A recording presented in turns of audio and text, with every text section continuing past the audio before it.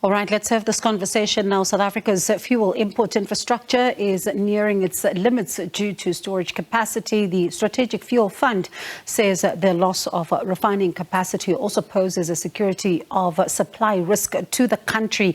Let's speak more about this now. We're joined by Mfano Nkutha, Strategic Fuel Fund COO. Thank you so much, Mr. Nkutha, for your time. Let's start with how much of a risk does this pose in real terms? So it's a significant risk because South Africa, like any country, relies on having sufficient oil to run its economy. And we normally measure this by something called the energy intensity of the GDP. South Africa is amongst the highest of the countries with the highest energy intensity of its GDP, which means that we need more energy to produce $1 of our GDP. So like any economy, without access to oil, we cannot run the country.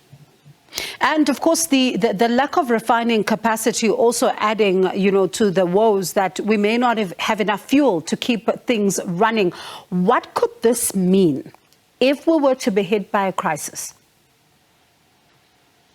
So maybe let's just separate this into two. So the first part is that there is no shortage of diesel or petrol globally. Yeah. There is enough global refining capacity. What becomes the issue is, do we have capacity locally to refine? Because if we've got local refining capacity, then we can respond quicker into a crisis. Now, where we are as a country is almost 60% of the refining capacity has been shut in, i.e. we're only operating roughly 40% or less, slightly less.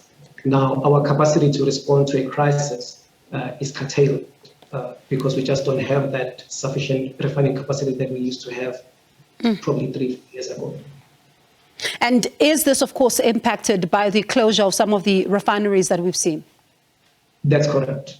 So if one look at the numbers, we've lost approximately 300,000 barrels per day refining capacity. And that is a significant impact on the speed of response into a crisis locally. And so how then, do you begin then to avert this? Because if it's 40%, and as you are now describing the capacity that we currently have, if we see more and more refineries closing, what does this then mean? There's then a greater dependence on refineries outside the country. So in terms of the supply chain, if something goes wrong globally, then we're going to be impacted. If you have local refining capacity, you're almost immune to a certain extent to what is happening outside. But once you are now totally dependent on external factors, external refineries, then when there's a shutdown outside South Africa, you are then impacted. If, like now, as you see with the Russia-Ukraine war, if there's a scramble for fuel in the global market, then you get impacted because you're now fully exposed to the supply challenges at a global level because you are unable to refine your own product locally. That's the greatest threat to our economy.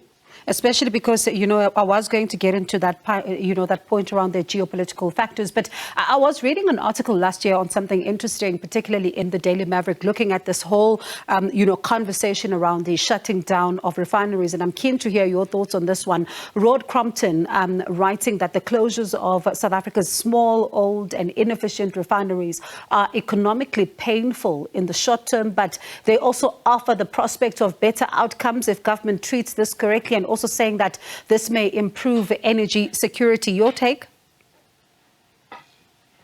So, two schools of thought. When you operate a refinery, you get more than just petrol and diesel. You also get tar, other things that comes out of a refining unit. So we may be secured insofar as diesel and petrol is concerned, but what it means is now if we have to construct a road, things that used to come out from a local refinery, now the bitumen may have to come from outside of South Africa, which is something that we are not used to and that may have an impact on the cost. So my perspective, which differs from Dr. Crompton, is that in the long term, it may not necessarily be in the interest of the country to have no refining capacity at all, especially if we are keen on rolling out roads across the country, and we depend on simple things as bitumen to roll out their infrastructure.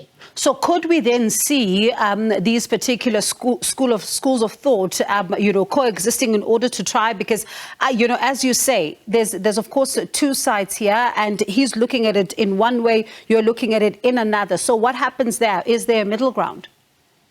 Well, it's never binary. So it's never either or. Yeah. When you have to mitigate a risk, you have to look at two options that you've got as a country and say, where is the sweet spot? We have to gravitate towards a sweet spot. I think the years of having all the refining capacity locally, those years are gone. But the risk of not having any refining capacity is just way too great for our economy.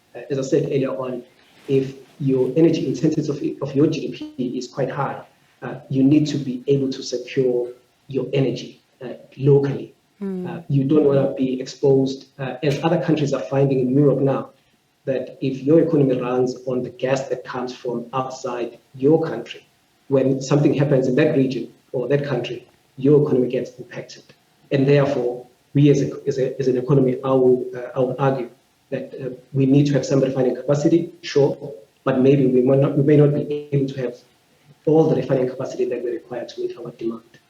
Especially when you look at the fact that the situation in, between Russia and Ukraine is not letting up, and of course, just putting a lot of things on tenterhooks around the world. But let me thank you for your time, and do hope that we speak about this again in future, because it is quite an important conversation to have. That was a Strategic Fuel Fund COO, Mfano Nkutha.